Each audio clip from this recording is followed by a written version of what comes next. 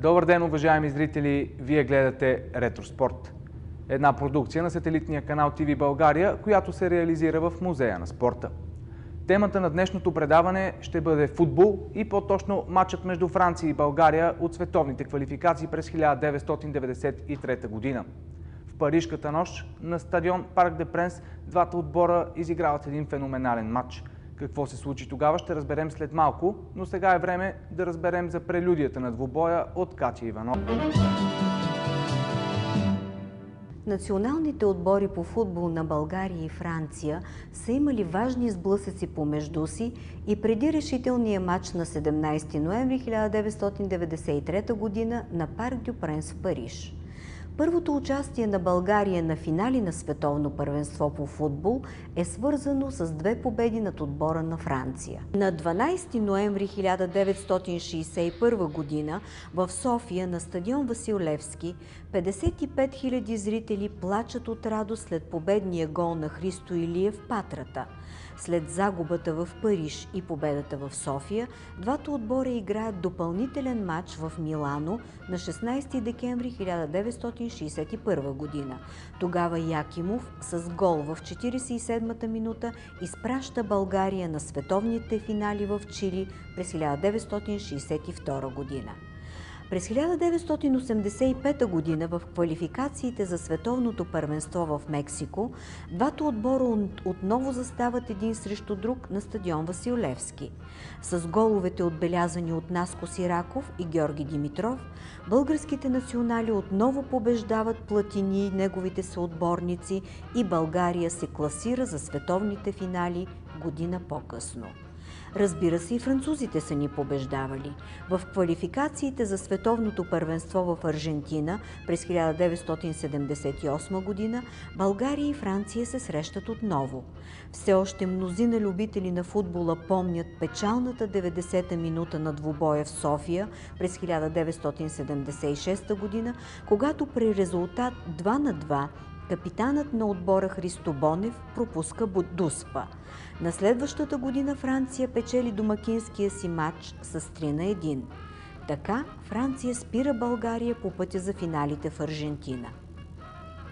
За финалите в Съединените щати през 1994 година България е в 6-та квалификационна група заедно с отборите на Швеция, Австрия, Финландия и Израел.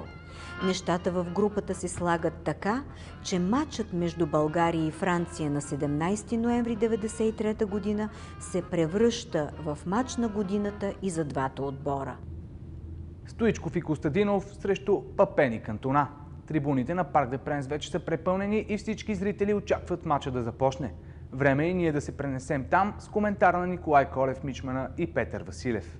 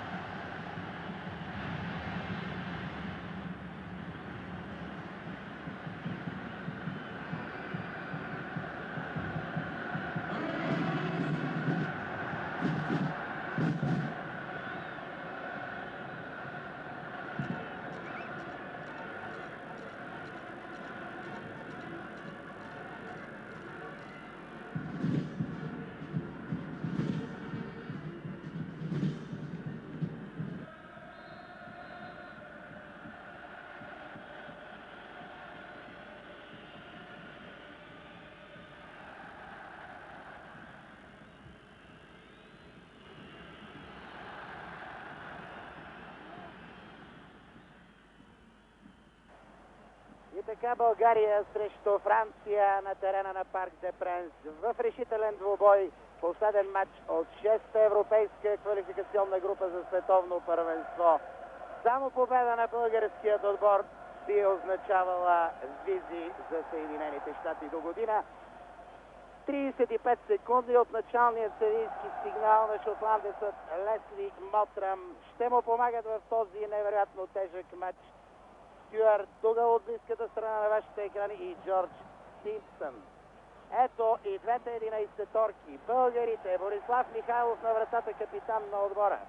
2 Емил Кременлиев, 3 Трифон Иванов, 4 Станко Цветанов, 5 Петър Хубчев, 6 Златко Янков, 7 Емил Костадинов, 8 Христо Стоичков, 9 Любослав Пенев, 10 Красимир Балъков и номер 11 Йордан Лечков. И тези, които избра Жерар Олие, наставникът на френският национален отбор.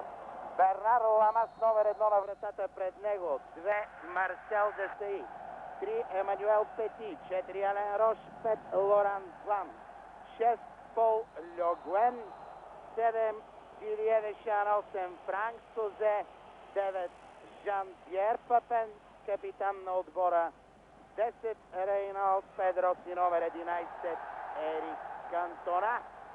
Първата акция на домакините Остуетия Хубчев.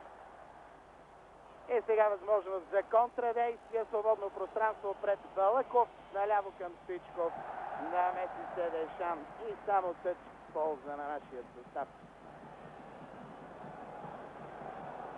Поне в началото на този двубой ми се иска българските футболисти да си спомнят няколко неща.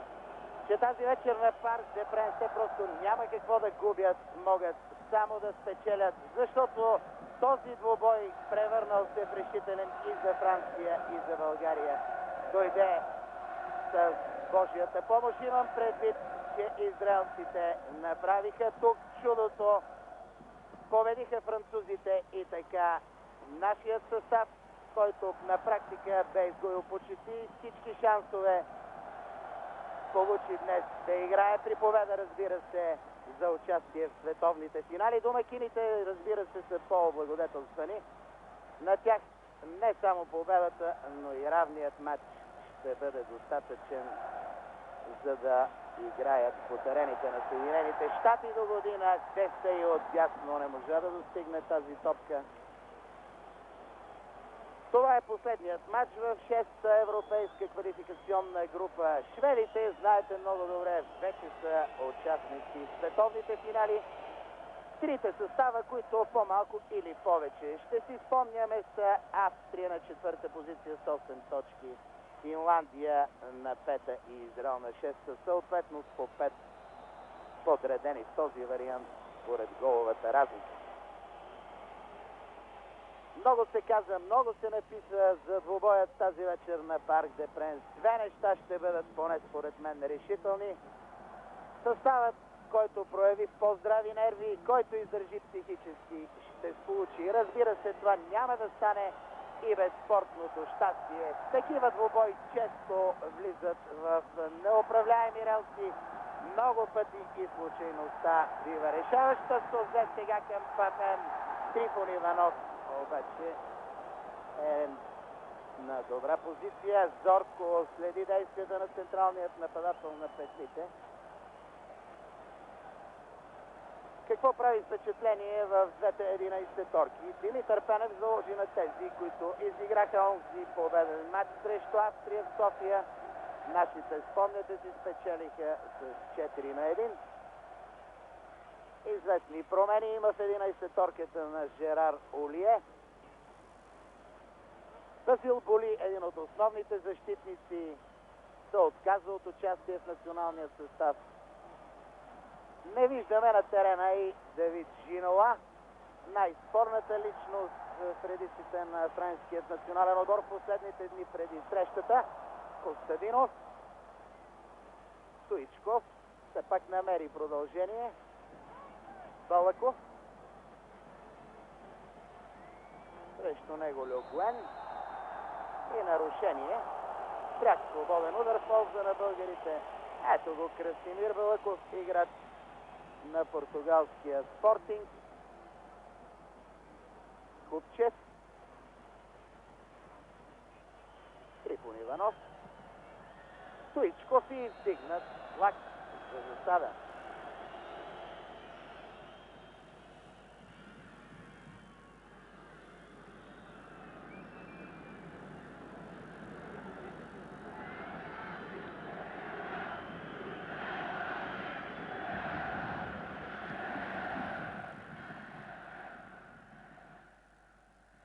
Последните 5 дни имах възможност да бъда неотлъчно с българските национали по време на подготовката им в Германия, по време на пребиваването им от вчера до днес тук в Париж. Всички изглеждаха много спокойни, бих казал дори прекалено спокойни за важността на двубоя, който предстои. Това е нещо хубаво. Дано настроението в 11-торката да намери израз и в крайният резултат тук на Парк де Пренс.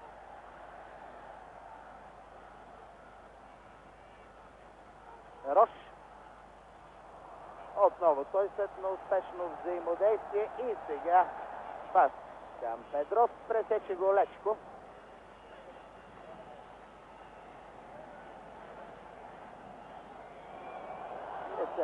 Спраха Лечков и Костадинов. Педрос към Кантона. Купчев. Доста голяма психоза се създаде тук във Франция около този двубой. Местните журналисти, запалянковци, пък и безпристрастни любители на футбола го определят като матч на живота за тази 11-торка на Франция за треньора Жерар Олие.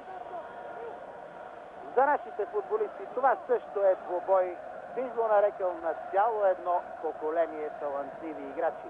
Наистина ще бъде жалко, ако футболисти като Стоичков, Пенев и Костадинов, като Балъков, а и съотборниците им не получат да участват в световните финали. Форумът, който няма да крием, дига стойността на всеки един спортист в футбола.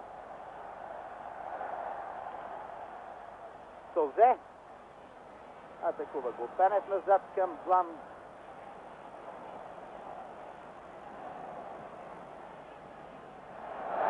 Сега възможност за Пети отляво. Центриране. Трифон Иванов.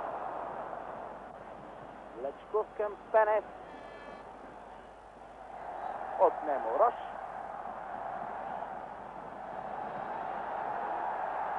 Рош. Няма никой в наказателното поле с син екип там. И нарушение на Педров срещу десният наш бранител Емил Кременлиев. Още веднъж тази ситуация е изблъскан бе Кременлиев от Педров. Жерар Олие предпочете с номер 10 да се появи Педров вместо Шинола. Не зная доколко ще се получи този ход. Хубаво е, че нашият отбор е в титулярен състав, който вече няколко срещи, почти без промени, води битки в тази 6-та квалификационна група.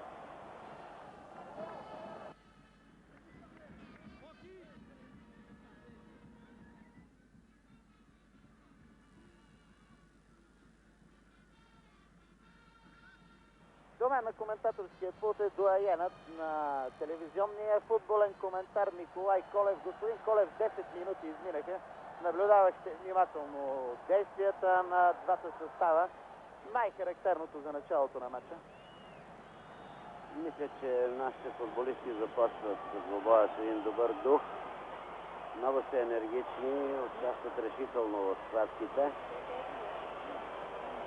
Искам да кажа, че колкото и трудно да се играе на Парк де Пренс, и това ми дава така основание да очаквам с оптимизъм, разбира се, умерен изхода на този матч, е, че французите тук едва победиха Финландия с 2-1, Швеция също с 2-1, загубиха от Израел, Австрия 2-0. Резултати, които говорят, че те, макар и устремени към успех тук пред своите запалени почитатели, дават възможност на противниците си да играят футбол. Франция не е отбор, който може така да респектира до крайност своите съперници, защото все пак те практикуват един по-мек, по-техничен футбол. Така че позволявам си да очаквам една добра игра на българите. Разбира се, вие казахте, и това е напълно вярно, че ако има кой да се страхува в този матч, това са французите, тъй като нашите няма какво да губят. Изневиделица им дойде този финал от шеста група. Не само от куртоазия, не само от добро възпитание. Жерар Олие, треньора на петлите, казва, че в вчерашния брой на екип, че играчи като Стоичков, Пенев и Костадинов могат да победят всеки отбор на Европа, дано да му се сбъднат приказките. Но нека да видим какво става на терена. Ще имаме време да уточняваме нещата. Прак свободен удар в полза на домакините за нарушение срещу ЖПП, знаете, така наричат Жан-Пьер Папен. Той, Кантона и Сълзе трябва да вдигат духа на френската 11-торка. Поне това е общото мнение във Франция. Да проследим изпълнението. Най-вероятно центриране. Лечков, Балаков.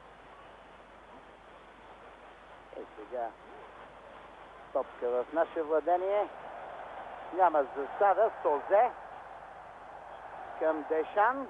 Свободен наляво е Педрос. Получи високо дигнат флаг на Симпсън. Засада.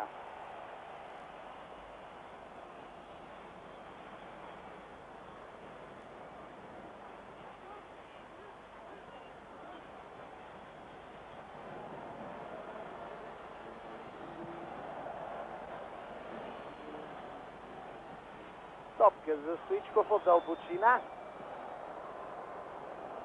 Нито подаване, нито удар.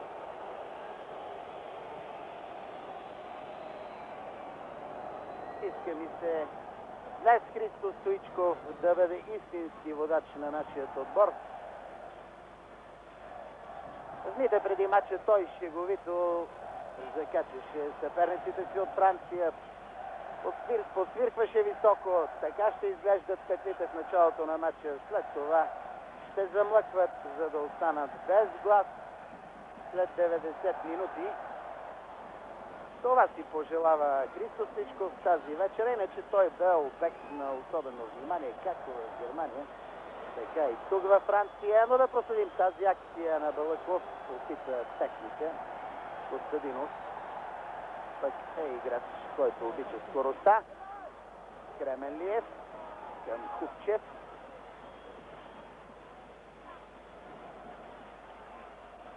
Трифон Иванов и свободно пространство пред него. Домакините приемат играта в своята половина. Съвсем нормално е петлите да бъдат предпазливи. Лично аз очаквам този матч да се развие като копия на двубоя между Вердер Бремен и Левски от турнира за Купата на шампионите. Няма да имам нищо против, само че резултатът ще бъде противоположен на това, което се случи на Везер стадион.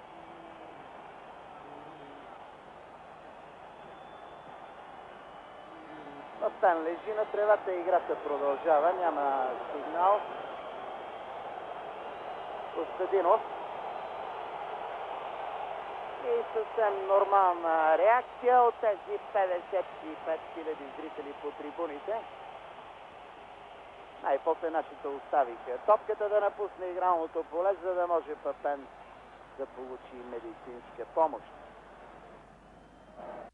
Нормално е този матч да вълнува цялата спортна българска общественост. Французите пък се вълнуват не само от срещата на Парк де Пренс, а от спорната личност на Бернар Тапи. Днес се случиха любопитни неща с този бизнесмен и голям поклонник на футбола. Във френският парламент му е било предложено да избира или депутатското си място, или мястото си в футбола, мястото си в Олимпик Марсилия. И няма защо да ви казвам, че Бернар Тапи избра, разбира се, футбола. Така че това е второто нещо, което тук днес в Париж се коментира с особен интерес. Бернар Тапи много добре знае, че освен неговите способности като бизнесмен, футбола пак може да го направи депутат. Вероятно, че се спре на своята дейност като футболист, като футболен магнат. Босна Мартилия, между другото, тук нещата все повече заблъсват. Кантона все пак... Сега Солзе неприятно. Хубаво е, че Солзе изпрати топката на 10 метра в страни от вратата на нашия капитан Боби Михайлов.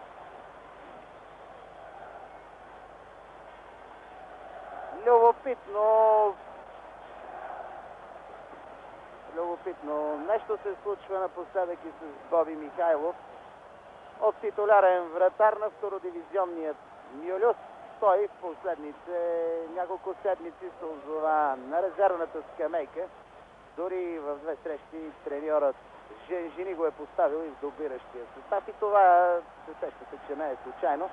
Просто домакините с всички сили се стремят да притесняват нашия състав. Днес с Боби имахме любопитен разговор, любопитен петел на игралното поле и матчът естествено е спрян за момент. Боби казва, че е разговарял с Женжини и той му е заявил, че в следващия двубой ще бъде титуляр на вратата. Ако обаче се класираме за световните финали, казва Борислав Михайлов, ще пропусна още един двубой. Ще го пропусна просто, за да дам урок на моите френски колеги. Така, ако продължава, може и скоро да не се поднови двубоя. Добре, че е симпатичното. Петля напусна само терена. И играта ще бъде подновена. План. Пас към Кантона. Янков е до него. Пъпен и Трифон Иванов. Бълъков отне Лечков. Трябва да бъде много внимателен Лечков. Кременлиев. Бенев. План. Един защитник, който много често се изключва в атаката, помага на съотборниците си и българите трябва да бъдат внимателни. Нашите се организираха в защита. Деси към Дешан Солзе. Получи топката План. Към Дешан. Цветанов е до него. И ъглов удар вляво от Борислав Михайлов.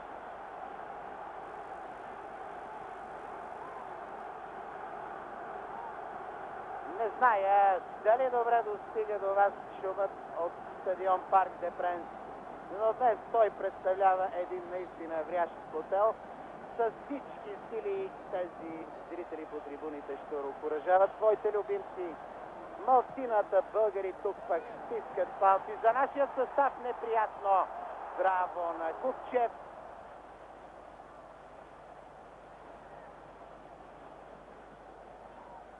Искам да ви кажа, че колегата Красимир Минев е заедно с оператора Денислав Кънчев около игралното поле и ще заснемат двамата всичко най-интересно около този матч.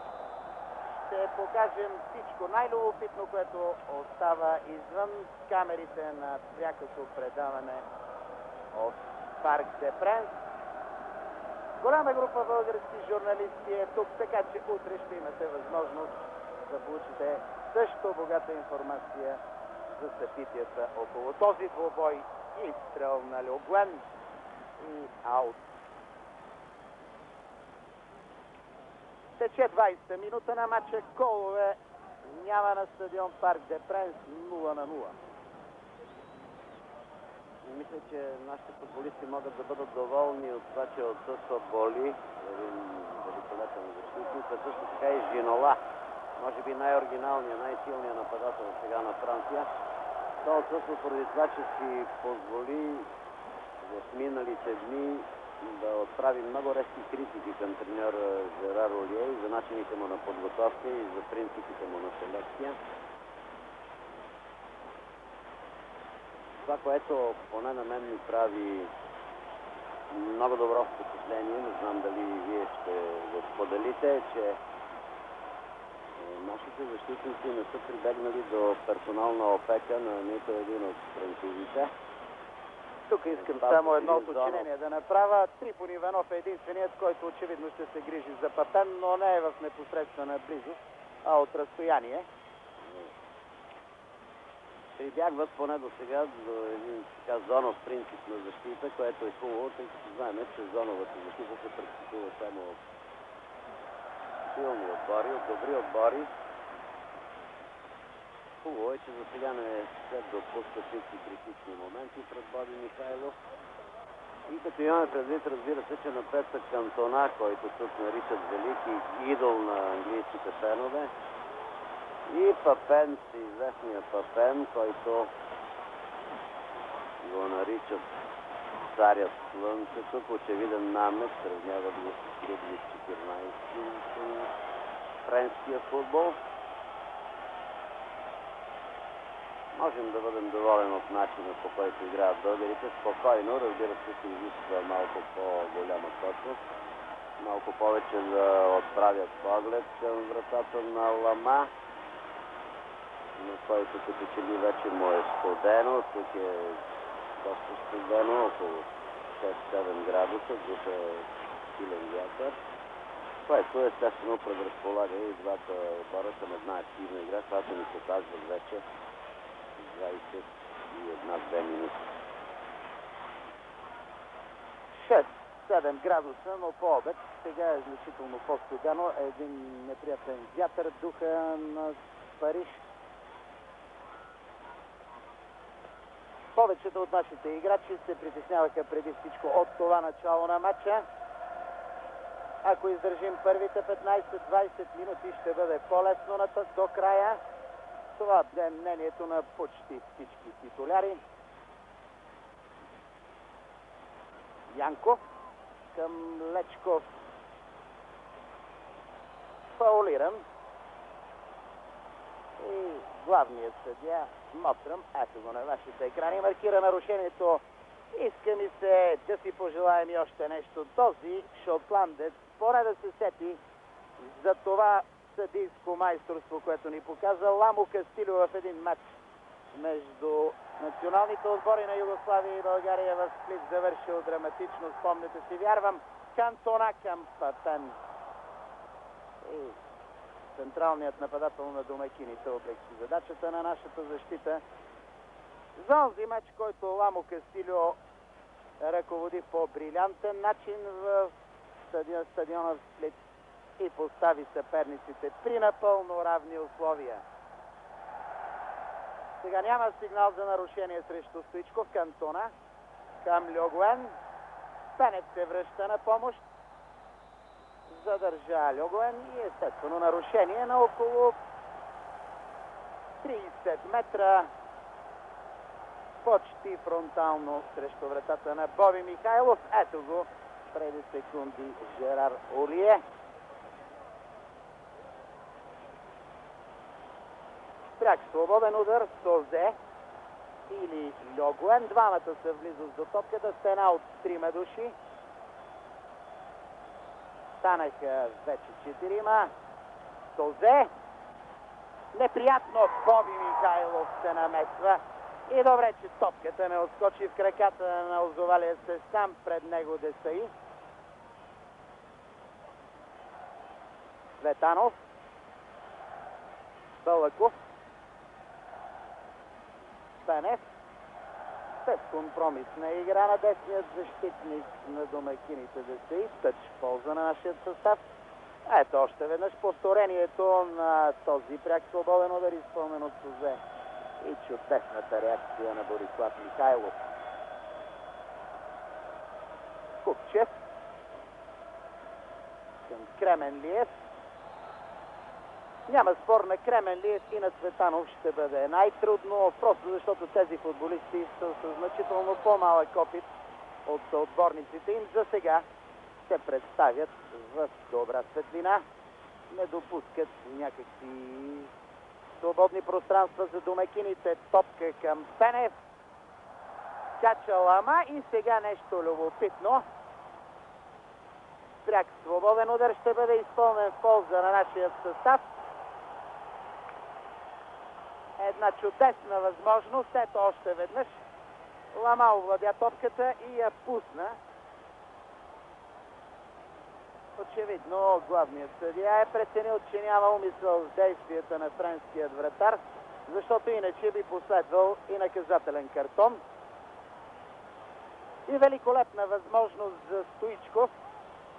От тази позиция неговият ляв крак повечето пъти е поразяващ. Иска ми се сега и Христо да сполучи. Стената е на не повече от 6-7 метра. Няма стена в света, която да е на традиционните 9 метра и 15 сантиметра. Изстрел на Стоичков и трябваше този пряк свободен удар да бъде повторен. Но какво да се прави? Френските бранители се бяха отзовали в момента, в който Стоичков нанесе удар по топката на не повече от 3-4 метра от изпълняващия нарушението. Можем само да съжаляваме, че тази чудесна възможност бе проиграна. Изчисти Льогуен. И нещо много интересно, което поне аз твърде рядко съм виждал, когато Стоичков се готвеше да изпълни фала. Целият френски отбор участваше едва ли не в стената.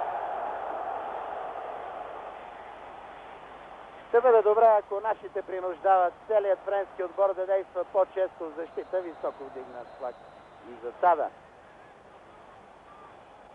Стоичков отправи някакви реплики към Дугъл, но засадата просто е очевидна на това повторение. Няма защо нашите футболисти да съжаляват, да проявяват нерви.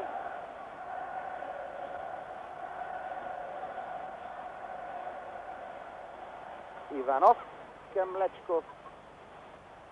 Янков загуби. Балаков. И сега Цветанов. Костадинов сменил поста си, озовал се на левия фланг на нашата атака. Засада, спокойно засада на Жан-Пьер Папен.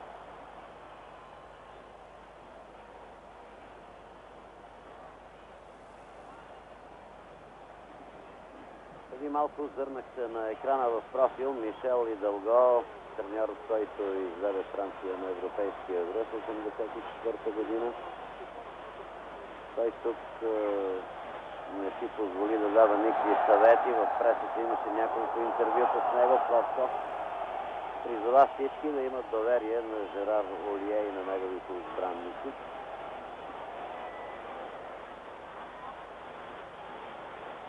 Отново пряк свободен удар в полза на нашата 11-торка Балаков. И Пети е най-съобразителен. Сега Хупчев хладнокръвно. Иванов. Балаков. Пенев. Пенев е много зорко охраняван. Извърши нарушение нашият централен нападател срещу Дешан. Въпреки важността на матча, двубоят до момента е подчертано коректен. Няма някакви сериозни нарушения. Трифон Иванов се намеси. И Златко Янков. Тъч в полза на Франция. Хвърлят Десаи. Тозе. Папен. Янков.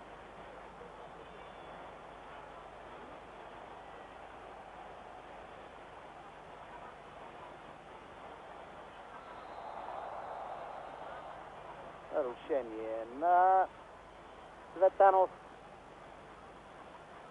Слам.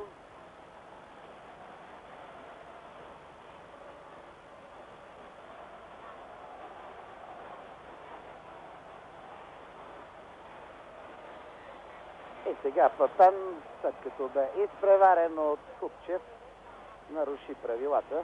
Спортсменски двамата си подадоха ръка. Петър Хупчев Наистина невероятно прераждане на този футболист. Прави най-добрият си сезон, както в Левски, така и в националният отбор. И сякаш, когато попадна в центъра на защитата, Купчев намери своето истинско място. Малко не достигна на Балъков да отправи точен пас към Костадинов.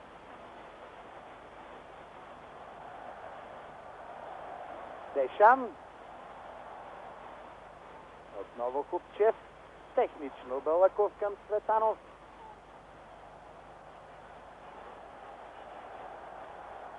И сега свободно поле пред Дешан. Папен. Няма засада и ето го най-неприятният момент. Минутата е 32. При първата по-сериозна атака на домакините Жан-Пьер Папен подаде точно. Ерик Кантона бе безмилостен и 1-0 за Франция. Наистина трябва да съжаляваме, че на фона на тази равностойна игра, която нашите поддържаха до тази 32-а минута, българите сгрешиха само веднъж и то фатално. Нямаше никакъв шанс за нашия капитан Борислав Михайлов в този миг. Но така или иначе, нищо все още не е загубено. Дано този гол да успокои още повече домакините.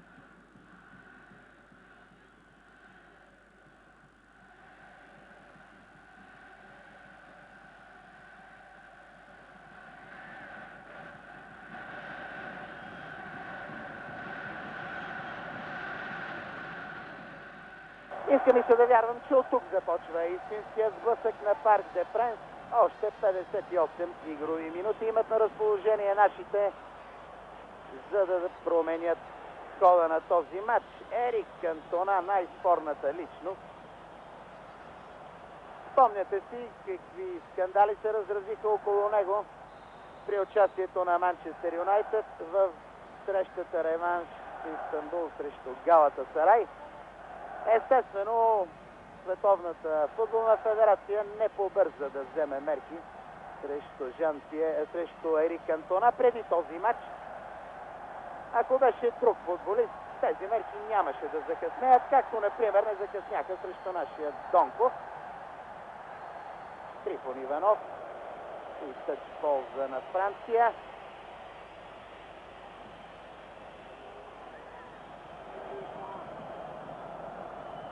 Сега естествено опитвайте да получат игрови импулси. Нашите трябва да издържат. Созе! Изстрел на Созе далеч от целта.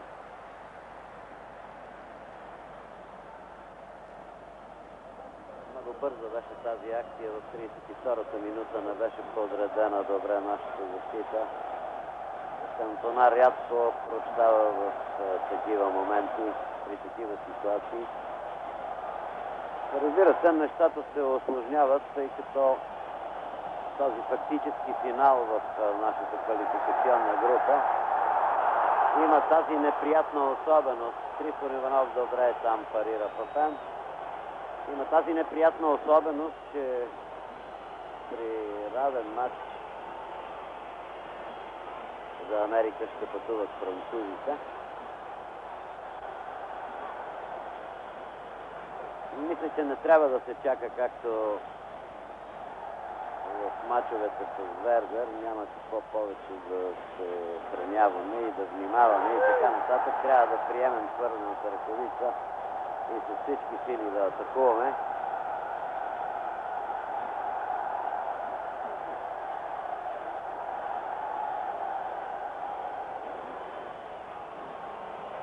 Балъков към Кременлиев. Стоичков. Просто туширан от Рош. Стоперът в френския състав.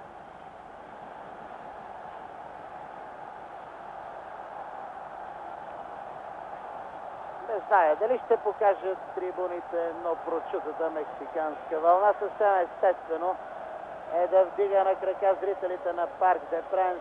Пенев преди малко, заедно с щаба на нашия състав.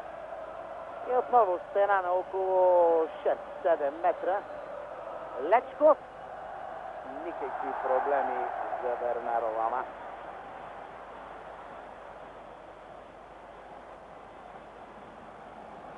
Стоичков сега открадна тази топка от Лан. Не последва сигнал за нарушение срещу нашия играч. Цветанов находчиво. И ъглов удар вдясно от френската врата. Ще тръгнат. Няма как нашите напред. Дано да охраняват зорко Жан-Пьер Папен, защото когато френският нападател получи свободни пространства, става наистина страшен. Целият наш отбор е в половината на домакините. 5 футболисти вътре в наказателното поле на Лама. Центриране. Изстрел с глава на Емил Костадинов. И много бързо възстановихме равенството. Чудесно изпълнен ъглов удар от Балаков. Великолепна изява на Емил Костадинов. И в 37-та минута равенството на Парк де Пренс е възстановено. Сякаш ме чуха нашите играчи, че от тук започва истинската битка.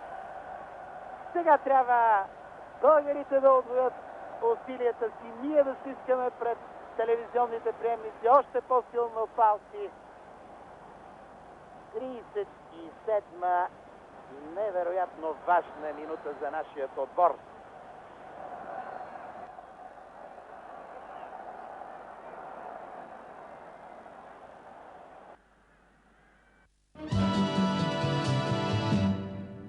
С гола си Емил Костадинов връща отбора на България в матча. Използваме паузата, за да разберем какво си спомня един от участниците в този паметен двубой – Цанко Цветанов. Какви спомени ви носи датата 17 ноември 1993 година? Ти вече ме предупреди. Хубави спомени. Какви може да носи, специално за моята кариера като футболист. Това е един от най-успешните мачове на националния отбор, един от най-важните в историята на българския футбол. В един момент от квалификационната кампания, особено след равенствата с Израел и Швеция от дома, нашия тим беше отписан от борбата за класиране. Вярвахте ли, че ще получите такъв шанс от съдбата, след като Израел победи Франция на Парк де Пренс 3-2? За да имаш шанс, ти трябва да го потърсиш. Така или иначе, нашия отбор го търси до края и го спечели. А пък това, че бяхме отписани, това е нормално за България. В България хората живеят от едната до другата крайност. Първо те отписват, след това те величаят. Аз мисля, че винаги трябва да се намира реалната среда, за която да се разсъждава. Какво беше настроението в отбора преди отпътуването за Франция? Имаше ли известен страх или оплаха от името и класа на съперника? Не, настроението беше добро, благодарение на това, че Израел победи и ние си помислихме, че също имаме възможност. Съзнавахте ли, че този матч ще се окаже съдбоносен за българския футбол и в последствие отвори пътя към бронзовите медали от световното първенство? Не, никой не го осъзнава. Излезнахме да играем за победа и за нашата собствена чест. За наша радост тогава имаше доста футболисти, които играеха в чужбина и въобще не им пукаше къде, с кого, къде и с кого играят. Какво беше отношението на французите към тази среща? Французите не мога да ги кажа, защото ние бяхме в Германия на подготовка и се подготвихме доста добре за матча. Доколкото си спомням, мисля, че малко пренебрежително се отнасяха към нас и може би това им изигра лоша шега. Матчът започна тежко и трудно за българския отбор. Вярвахте ли, че ще има такъв щастлив завършек? Аз доколкото си спомням не започвам. Мисля, че беше равностоен мач, в който французите поведоха, ние изравнихме. Мач, който се играеше за един гол, защото на Франция им беше достатъчен и мисля, че и равен мач. А пък за нас беше важно също да е равен резултат, защото до 90-те, докато трае матча, винаги има шанс. Както и нас ни походи шанса в последната минута. Имаше ли момент, в който да сте губили вяра в успеха? Все пак малко отбори са успявали да победят Франция като гости. Доколкото си спомням, защото пак това са далечни спомени, никой, аз лично поне и гледайки отбора, никой не е мислил за класиране или за загуба. А и още повече това продиктува и самия ход на старши тренер на Димитър Пенев, който пусна в последните 10 минути двама нападатели, двама атакуващи футболисти, търсейки победата. И мога да кажа, че по време на матч съмнявам, че има някой футболист, който има достатъчно време да разсъждава какво ще стане после и как ще стане. Така че, пак казвам, футболистите, които играехме тогава в националния отбор, имахме самочувствие, че сме равни с всички най-добри в света и нямахме притеснение от никой. Какво ви каза Димитър Пенев на почивката? Спомняш ли си? Не мога да се сетя точно, но предполагам, имайки спомени от други мачове, просто да играем спокойно и да държим мача в ръцете си, да не изпускаме мача от контрол и да не се подвеждаме на емоциите, да тръгваме рано да атакуваме. Как французите приеха загубата и факта, че ще гледат световното първенство по телевизията? Тягостно, значи спомена ми, защото аз бях сменил 83-та минута или 4-та, не мога да се сетя точно, спомена ми беше, че настана гробна тишина на Парк де Пренс. Гробна тишина. След последния съдийски сигнал не можеше да се чуе никакъв звук. Явно е било голям шок за тях. Съзнавахте ли какво сте постигнали? Да, класиране на световно, това го осъзнахме и това беше един голям личен успех за всеки един от нас. А сега нека се върнем обратно на стадион Парк де Пренс за второто полувреме. Лесли Мотръм, главен съдия от Шотландия, помагат му Стюарт Дугал от близката страна и Джордж Симпсън от далечната. Едно първо полувреме, което бих оценил като равностойно и най-добро за нас е, че и резултатът е равен. Едно първо полувреме на безупречно съдийство с известни съвсем минимални претенции към това, което ни показва главният съдия. Равностойна игра, нашите трима нападатели се стремят да притесняват домакините, които действат с двама в атака и с повече хора в средата на терена.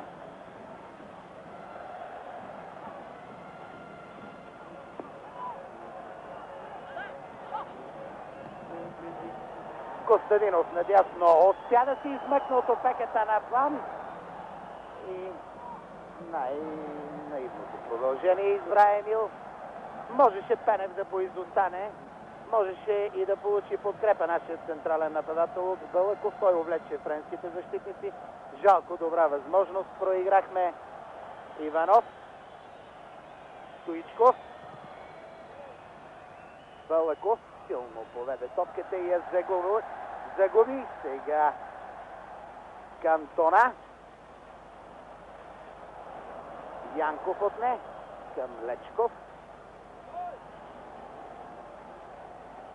И засада на Ледослав Пенев.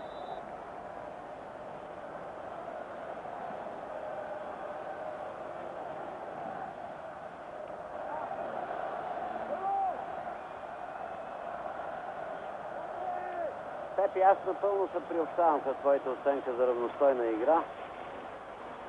Нека най-напред да поздравим Емил Костадинов за неговия хубав гол. Той ще запомни това, тъй като има малък юбилей, 30-то участие в националния отбор на нашата страна.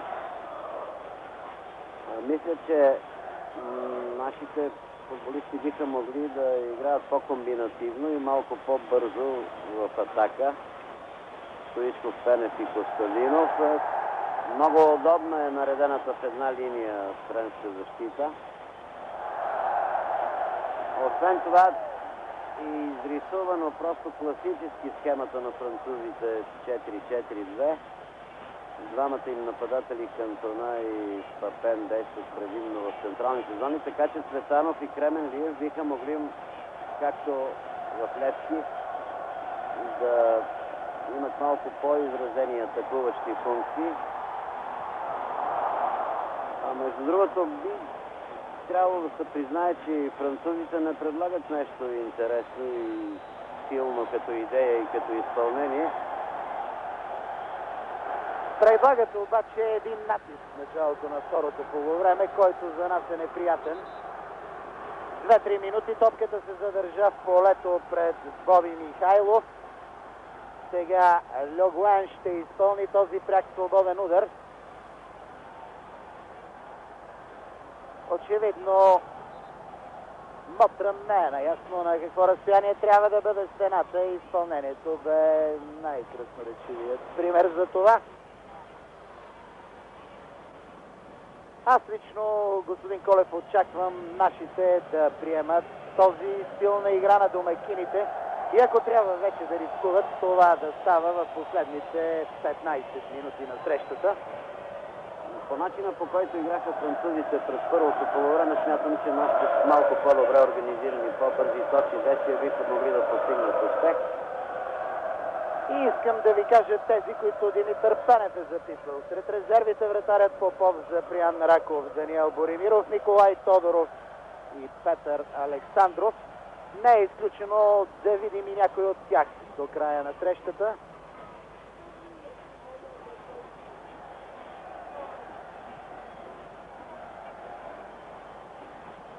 Кременлиев изпревари Кантона, не последва сигнал за нарушение и тъж ползва на домакините. Надявам се и малко повече удари да има към Лама. Нещо, което рядко се случва, видяхме преди почивката. От 3 удара общо към двете врати станаха 2 гола.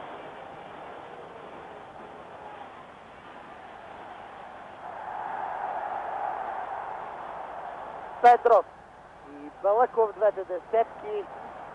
Янков. Хубчев над всички, но натискът на домакините продължава. Изстрел на Сузе и вдигнат флаг за засада на Жан-Пиер Папен. Още в мига, в който Сузе замахна, за да нанесе удар по топката. Папен не се бе изтеглил.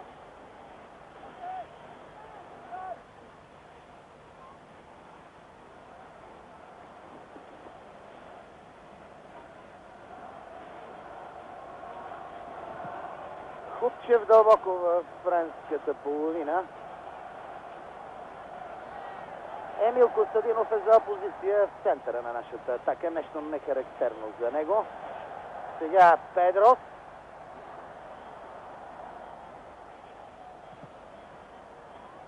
Балаков. Пенев загуби.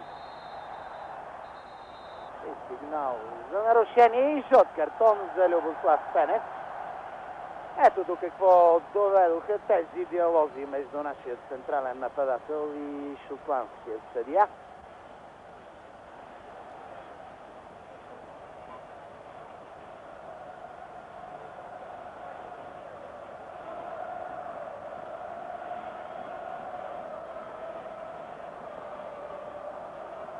Трябва да бъде много внимателен Пенев. Няма вече място в близост до арбитъра.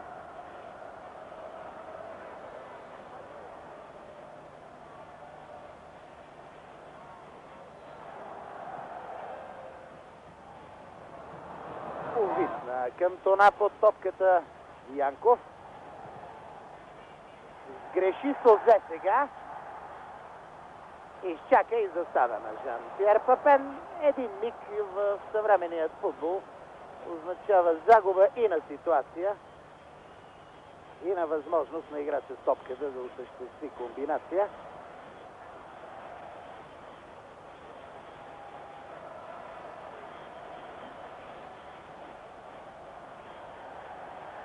Сузе, Трифон Иванов пресече, Цветанов и тъч в полза на домакините.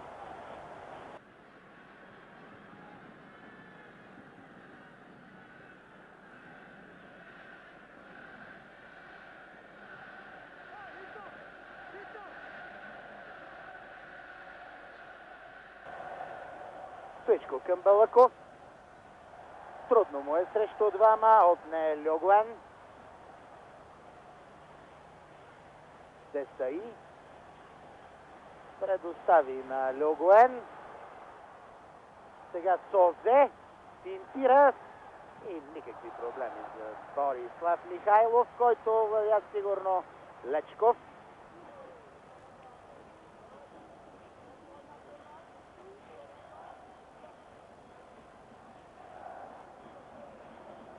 Кременлиев. Пенев. Към Стоичков. Изпревари го Десаи.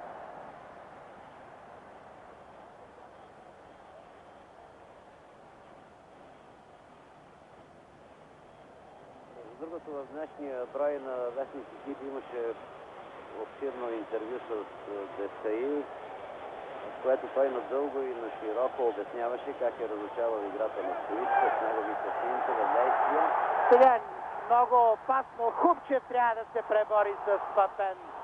Няма нарушение. Добра игра на нашия защитник. Много опасна контраакция бе тази на французите. Кантона се бе включил в центъра на атаката на домакините. Созе сега овладя. Зачистиха сблъсъците. Няма отново сигнал. Педрос. Кантона. Льогуен към Дешан. Льогуен. Нашите лесно започнаха да допускат домакините, да достигат в близост до наказателното поле. Иначе защитата ни поне на външен вид изглежда организирана. Изглежда организирана. Сега е много важно да бъдат внимателни Трифон Иванов и Златко Янков, тъй като виждам преориентация от средата на първото полувреме и сега особено подчертано с този смесен принцип на защита. Трифон е при Папен, а Златко Янков при Кантона. От особена важност ще бъде тяхната игра. Но лично аз бих искал да видя вече нещо да сътворят и Пенев, Костадинов и Стоичков.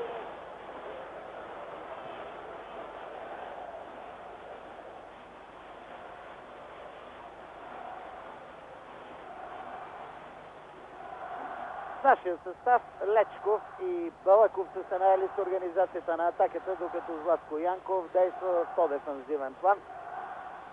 Стоичков няма сигнал за фаул. Включва се план в акцията. Няма сигнал за засада. Сега е стигнат вече флага. Жан-Пьер Папен бе зад българската защита. Няма защо план да прави жестове към Дугъл, помощник съдията. Пенев овладя. Добра възможност. Костадинов получи надясно и свободно пространство. Забави се, но има възможност да шутира. Жалко. Отново добра акция. Бе проиграна. Созе. Поизостри се играта през втората част. Вече и двата отбора виждаме в по-честа близост до двете наказателни полета. Педрос центрира Трифон Ивановски. Ъглов удар вдясно от Михайлов.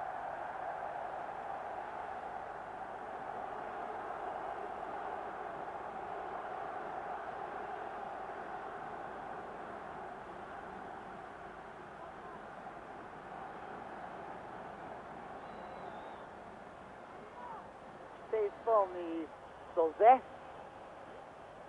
Лампа Пен, Кантона и Десаи. Близост до Боби Михайлов на вратата. Сблъсък. И Кремен Лиев е най-съобразителен във вратарското поле. Още веднъж тази критична ситуация.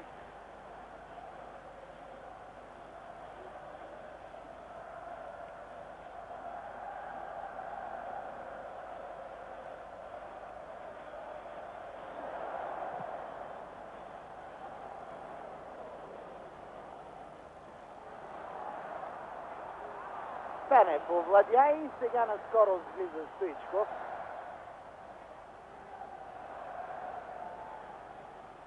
Ален Рош има вече един жълт картон и за подобно печелене на време не е чудно да последват санкции. Поне за сега главният съдия не направи поне устна забележка. Планис превари Пенев. Папен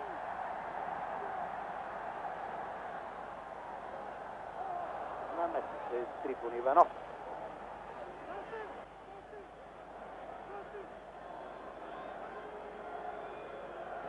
Димитър Пенев с остри реплики към своите играчи.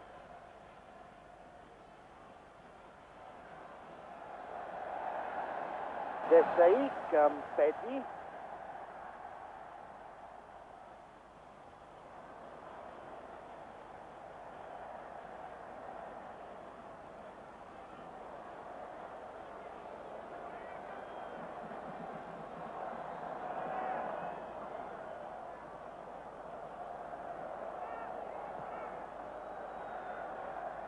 Топка за Созе, до него Купчев.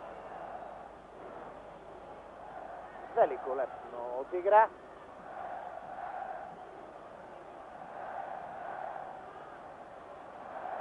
Пас за Леогуен, може би играчът, който най-често играе с топката от състава на домакините. Центриране Папен и право на Боби Михайлов.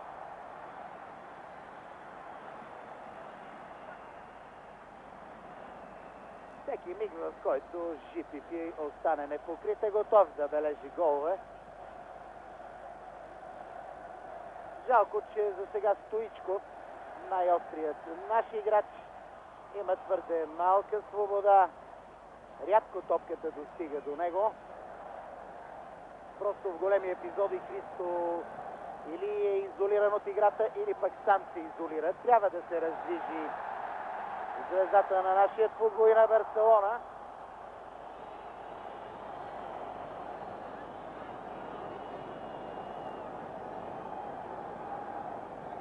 Дешан ще хвърля.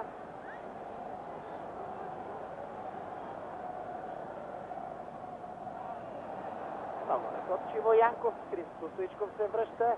Спорна топка. Цветанов най-накрая изчиства. И сега няма засада. Кантона технично се освободи. Браво на Трифон Иванов, който поправи грешката.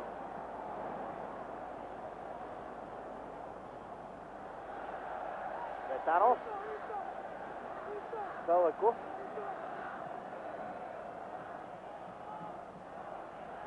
Опитват нашите нападатели с чести смени на позициите да търсят изненада. Лама няма право да играе с ръка. Очевидно е тренирал и подаване с крак френският вратар. Нещо, което повечето наши играчи не се решават да опитват. Лечков.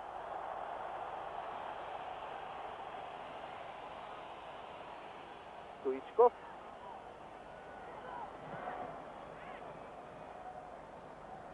Десей скочи по-високо от Пенев. Созе.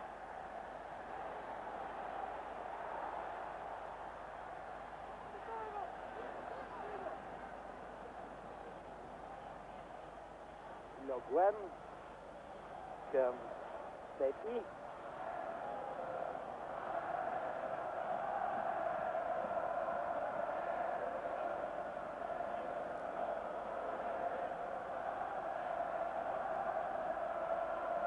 И втора минута на матча на Парк де Пренс. Равенство 1-1. Созе опита технично. Няма сигнал на Мортрам. Артистично изигра тази ситуация Созе.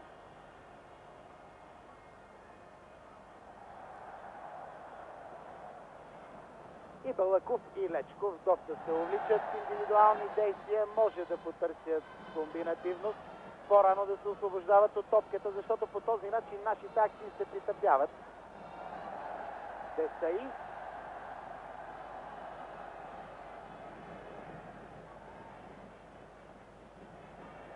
Дешан. Аут.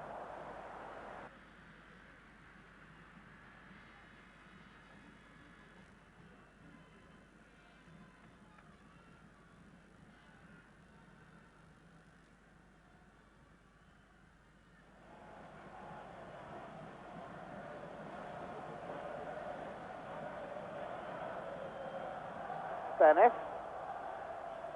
към Цветанов.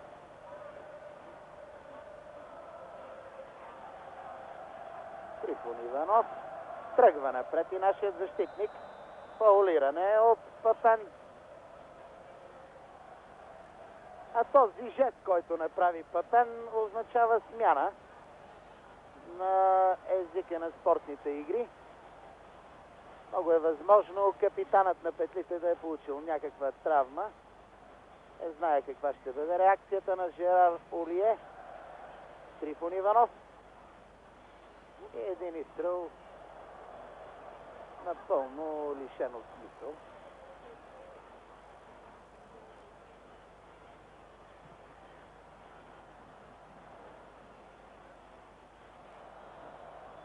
Нарушение на Златко Янков срещу Папен.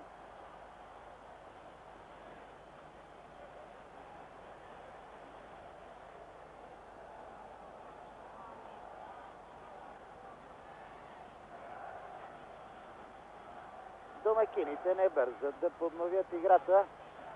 Естествено, това равенство облагодетелства френската 11-торка.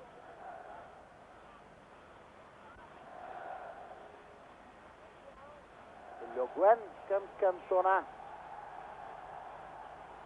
Пенев. Трябва по-бързо да се освободи от Пенев от топката. Задържа и изгреши. То взе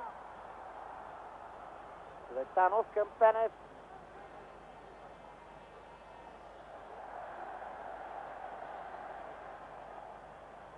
Тозе се освободи и центрира. Янков към Хупчев. Тъч.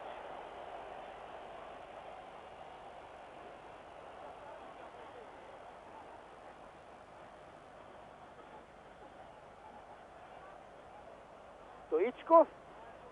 Няма сигнал. Играта продължава. Пенев спечели изблъсъка на втория етаж. Балъков.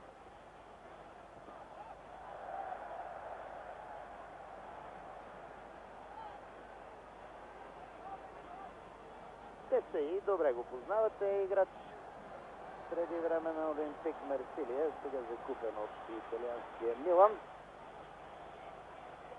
И ето я тази смяна, която очаквахме. Жинова с номер 15 вероятно ще се появи на терена съвсем скоро. И то на мястото на Жан-Пьер Папен.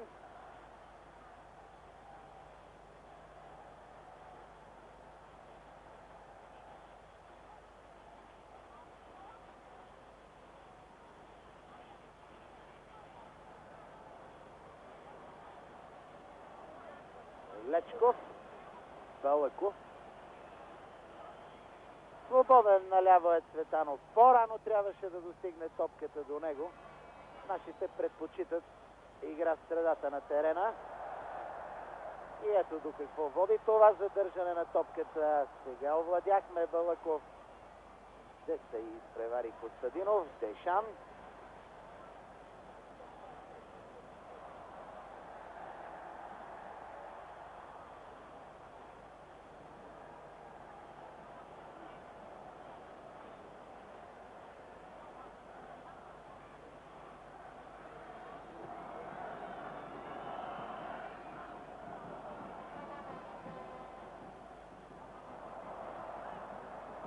Кременлиев към Стоичков.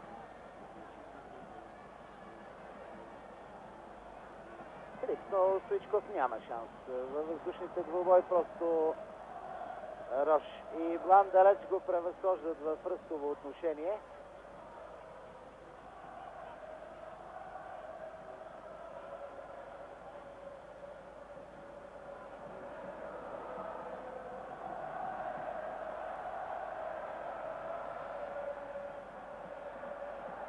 Десаи.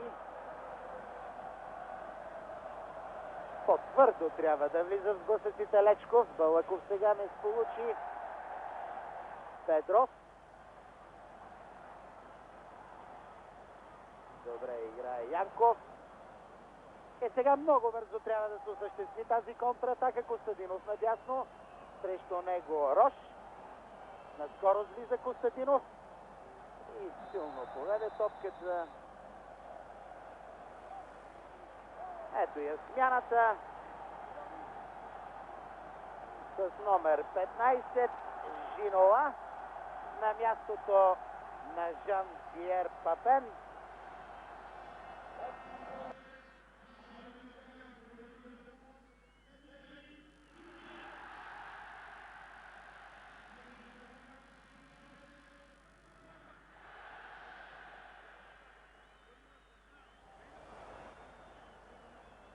Жинова, играч на Пари Сен-Жермен, днес за 7-ми път облича националната фанелка на своята страна. 26 годишен е този нападател. Другото стана дума за Жинова. Рекордьор по броя на участието си в национално отбор. Всички, които са на терена, е нашия вратар Боби Михайлов. 69-ти матч. И сред французите току-що излезлия Папен. 41-и матч. Не мога да кажа, че играта се развива по вкуса на нашия отбор. Загубихме организация в средата на игрището от тримата ни нападатели. Практически се изключиха от играта. Води се почти непрекъснато в нашата половина. По начин, който не подсказва, че и двата отбора са от някаква особена класа. Доста хаотични действия. Очевидно, когато се стига до такива решителни двубои, дори футболните звезди са попритеснени и не могат да покажат онова майсторство, на което са способни. Някаква травма е получил Кременлиев. Доктор Гевренов и доцент Запрянов, масажистът на нашия отбор, ще му окажат помощ.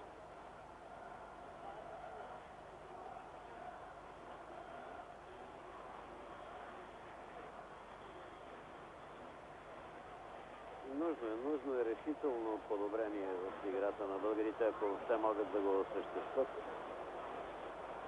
Рязко влошиха качеството през второто полувреме. 20 минути имат на разположение нашите до края на матча, за да се вслушат във вашия съвет. Господин Колев, по който играят, предполага някакво голямо щастие, за да победим французите. Жерар Олие като че ли не се страхува много от българската атака, тъй като на мястото на Папен сложи пак чист нападател, Жинола.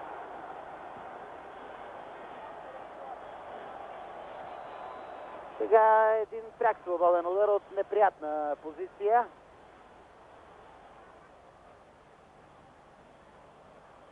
Балаков. Добре, прегради пътя на топката. Сега той ще бъде в основата на тази контратака. Христо Стоичков между Пети и Рош. Няма никакъв шанс. Бернар Лама, 30-годишният вратар на домакините. Той и Папен са най-възрастните във френската 11-торка.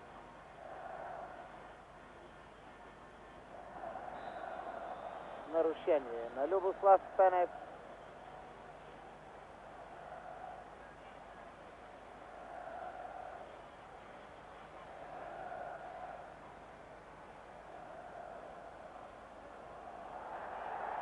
Сега неприятно изстрел и аут.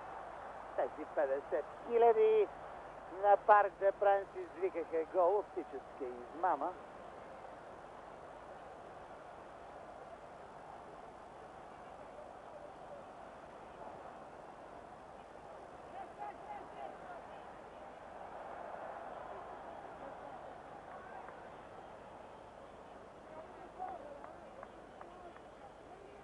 Не виждам нито един от нашите резервни състезатели да загрява.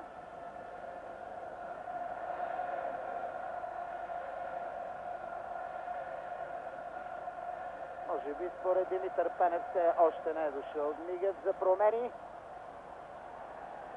Солзе.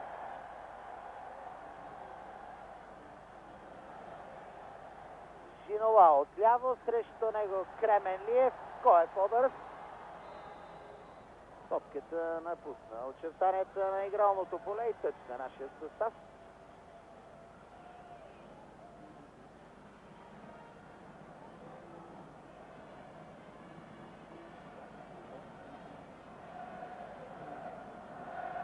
Балаков.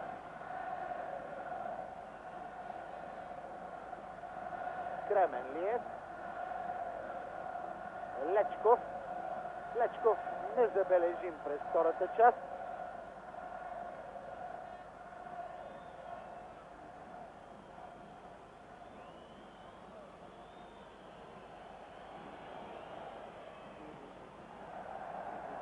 Пети успя да овладее, комбинира с Жинола.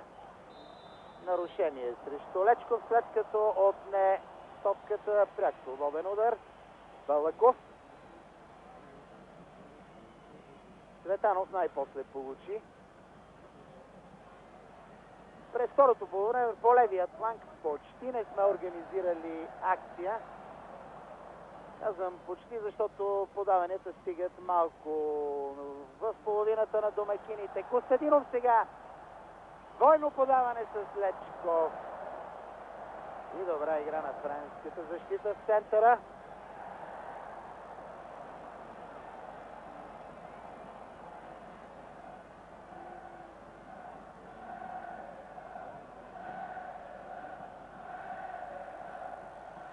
Кременлиев сгреши, Янков поправи неговият пропуск. Добре се пребори Златко Янков с Ерик Антона. Цветанов. И Стоичков игра поне веднъж през това полувреме с топката. Не сполучи, но веднага на скорост се включва Трифон Иванов. Стоичков. И превари го Десаи.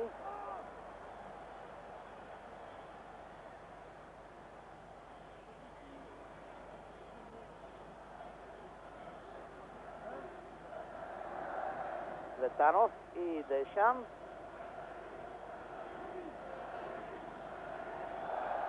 Цветанов все пак се пребори. Не може да бъде отсъдена Дупа за такава ситуация. И Стоичков го знае много добре. Лечков.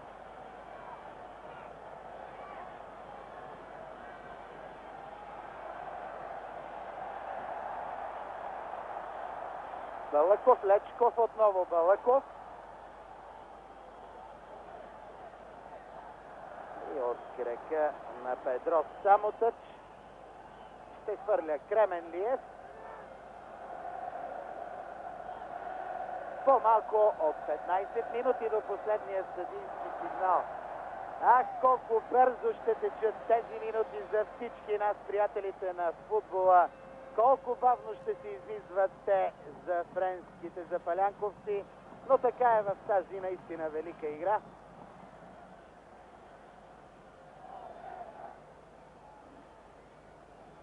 Не знам дали ще съгласиш, но ми се струва, че е крайно време Пенев да предприеме нещо. Може би трябва да извади един от двата крайни защитника, независимо кой, и да вкара Александров, за да усили атаката, или Тодоров. Трябва да се търси някакво решение един на един. Възможен е и ход с Боримиров. Точно тези трима футболисти в момента се отправят към старши треньора Димитър Пенев. Съблича екипите си Александров и Боримиров. Вероятно две промени ще има в нашия състав. Дали ще има смисъл от тях? Неприятна акция на домакините. Цветанов се намеси решително, опасността продължава. Шинола доста наивно реши да надиграва нашия тесен защитник Кременлиев. Лечков. Пенев. Свободни и Стоичков, и Цветанов наляво. Пенев задържа ненужно. Сега добре, че намери Костадинов. Балъков. Костадинов. Стига ръка Трифон Иванов. И Цветанов е свободен. Комбинация с Лечков.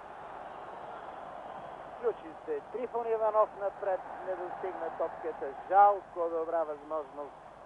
Купчев сега с последни сили. Костадинов към Стоичков. Костадинов. Цветанов. Тръгват на щурм нашите. Не бива Христо и План там да разменят реплики, защото те няма да бъдат в полза на нашият играч.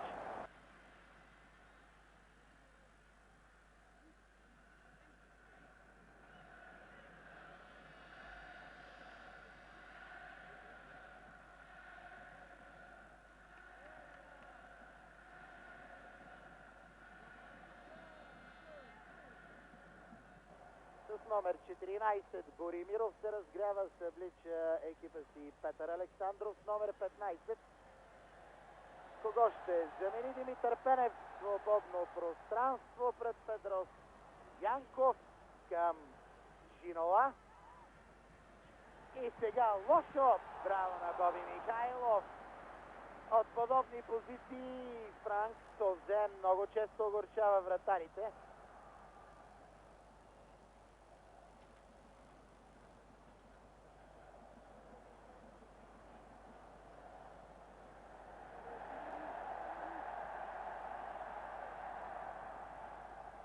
Петров.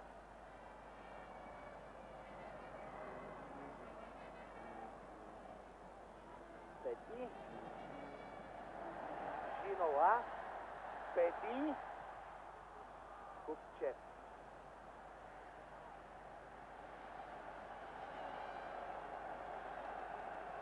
Втора смяна в френския състав ще напусне Франк Созе с номер 13 Герен.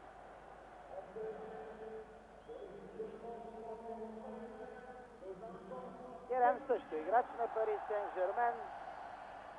Само за един път е бил викан в националния състав. 25 годишен.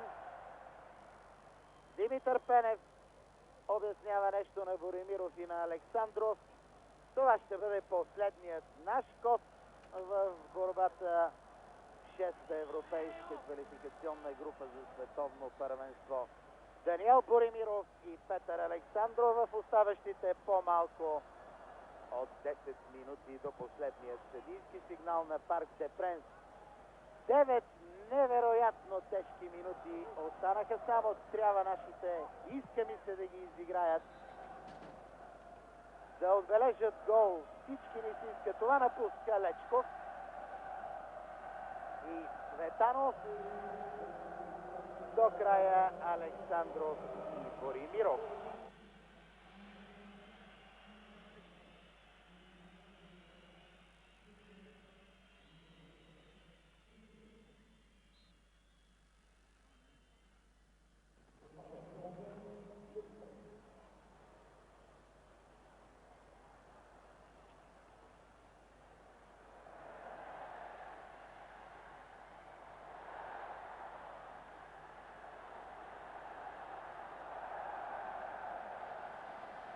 След намесата на Герен.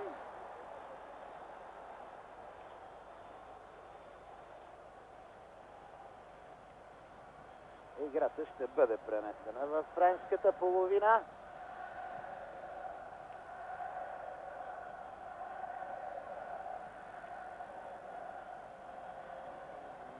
Александров не може да се пребори, както прави това Кантона. Сега Боримиров между двама. Фаулира го Льогуен. Бързат нашите. Ще гледаме към хронометъра. 38 минута на второто полувреме. Стоичков. Балаков. И стигна високо крак Боримиров. Сега най-малко една минута ще бъде загубена.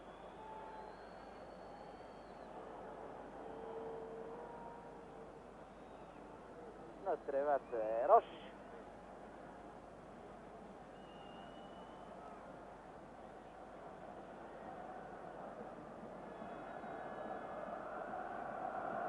Господин Колев, вече и спортното щастие трябва да търсим.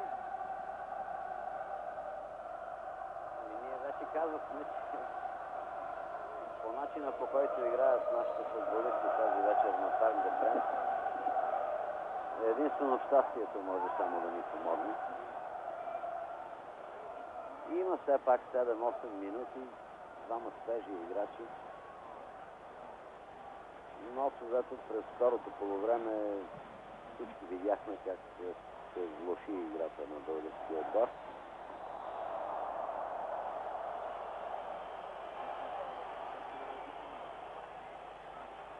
Една максима в футбола гласи, че всеки играе толкова, колкото му позволява съперника. Трябва обаче да признаем, че французите не ни притесниха. Кой знае колко вече тази вечер на Парк де Пренс. Очакванията бяха за далеч жестока съпротива от страна на домакините. Стана дума в началото, че французите позволяват на своите съперници тук да играят на Парк де Пренс. Не се възползваха в достатъчно степен нашите. Българите в шеста група не се възползваха преди всичко от едно от изявите си на чужд терен, като изключи мачовете срещу Финландия и Израел. Срещу тези състави, които очаквахме да бъде най-тежко преди матча с Франция, срещу Австрия и преди това срещу шведите, ние загубихме. Това е точно така, без спечелени точки срещу преките съперници трудно се постига краен успех, но все пак отвори се една възможност тук с този матч, благодарение на израелската победа тук. По-малко от 5 минути остават. Боримиров към Кременлиев. Боримиров сега може да напредне.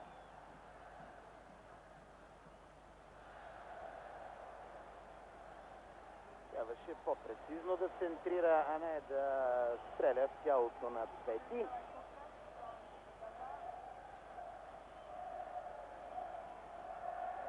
Балъков отново прекали с индивидуалната игра и изгреши. Разбира се, Златко Янков е фаулиран. Изпълнява веднага прекият свободен удар. Балъков, Янков. Вече трябва и ва-банк да се играе. Пенев върнал се назад към Трифон Иванов. План над всички. Пенев. Кременлиев. Кременлиев. Пенев. Балъков. Трифон Иванов. Те се и пропусна. Няма кой от нашите да използва мига. И вече възможно по всякакъв начин ще печелят време домакините. Не бързат топката да се подаде. Все още не се знае как ще завърши този матч. Има 2-3 минути до края, но едва ли ще сгреша, ако кажа, че ние доста дълго време ще търсим такъв френски отбор.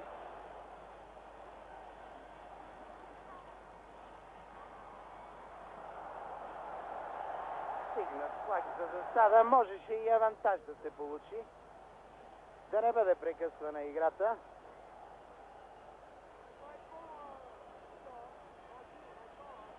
Почти с нищо не показаха французите, че ни превъзхождат и това, че резултатът е 1-1, се дължи преди всичко на наши слабости. Мисля, че към вратара и защитниците не може да имаме особени претенции, защото няма нищо чудно в това да се допусне един гол тук. Но и в средна линия, особено в атака, всички наши футболисти са длъжници, може би с изключение до някъде на Красимир Балъков и то играта му преди почивката. Стара се според мен и Костадинов и не само заради попадението му. Разбира се, прекрасен гол. Но тези трима наши играчи, от които, както се пише, се страхува цяла Европа, се очакваше много, много повече. Естествено е, ако така завършат нещата, да се стигне и до закономерен изход на борбата в шеста група. Колебания, но срещу преките си съперници все пак бяха на това равнище, на това турнирно равнище, което да им донесе целта. Ние ще съжаляваме, че това наистина талантливо поколение български играчи минута и 15 секунди преди края на редовното време изпуска участието си в световните финали.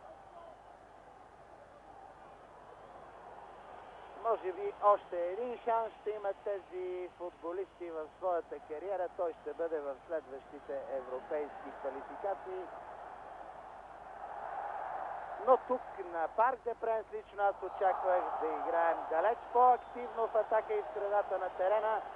Жалко, че цялата тежест на матча в тази най-невралгична зона в футбола, центъра на полето, се падна на плещите на двама играчи. Балъков даде всичко, на което е способен. Лечков не издържа физически в този двубой.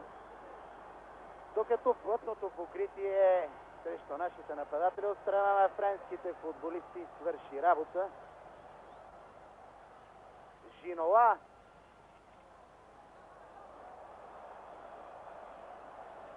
И вече може би последен шанс за нашите, ако успеят да изнесат топката в близост до Бернар Лама. Костадинов влиза на скорост, да види изстрел. И гол! Ето, Господ е българин! Не зная какво ще става тази вечер в Париж, уважаеми зрители. Невероятно, 50 000 души са като попарени. Българите се прегръщат, редовното време изтече. Емил Костадинов с великолепен удар простреля Бернар Лама. Всички тези думи, които казахме до тук с шанса, с спортното щастие се сбъднаха. Иска ми се сега само едно: Лесли Мотрам. Иска ми се веднага да свири и последния съдийски сигнал, защото вече една минута се играе повече от тези 90. Не зная вие как се чувствате в България, но аз просто трябва да спра, защото иначе сърцето наистина може и да не издържи в този велик миг. Този велик миг за българския Емил Костадинов, героя на този матч. Заслужава Емил Костадинов. Сега трябва вече да гледаме към хронометъра. Ето го и края. България за 6-ти път е на световни футболни финали. Ето го целият наш щаб. Ето ги българите да ликуват на Парк де Пренс. Сега вече мога, уважаеми приятели на футбола, да ви кажа, моята прогноза беше 2-1 за България преди този двубой и тя се сбъдна. Невероятна радост на Парк де Пренс. Вярвам, в този миг цяла България е на върха на щастието. Искахме я тази футболна победа, господин Колев, и тя дойде. Ето ги посърналите французи. В такива прекрасни мигове не бива да се акцентира вече върху спортно-техническите качества на играта. Наистина блестящ завършек. Едно велико щастие, мога да кажа. И българите спечелиха тази битка за Америка. Невероятно ще бъде тази вечер за всички българи, колкото и малко да са на Парк де Пренс. Вярвам, тази нощ в цялата страна, господин Колев, няма да се спи. Ето ги и французите, тези сълзи на мъка се превръщат в наша голяма радост. Наистина невероятно, уважаеми приятели на футбола. Нека да спрем до тук. Още една голяма страница, една златна страница е изписана. Нека да спрем до тук и всеки да остане по-своему с голямата ни футболна радост. Тези инфарктни 90 минути на Парк де Пренс, уважаеми приятели на футбола, за вас коментираха доайенът на футболната телевизионна журналистика Николай Колев и Петър Василев. Желая ви не лека нощ, а приятна нощ.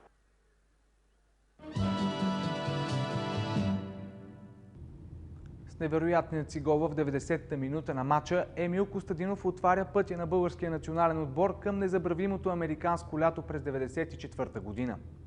Очакваме вашите мнения и коментари на нашия имейл адрес.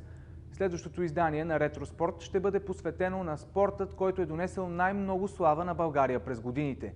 Това е борбата.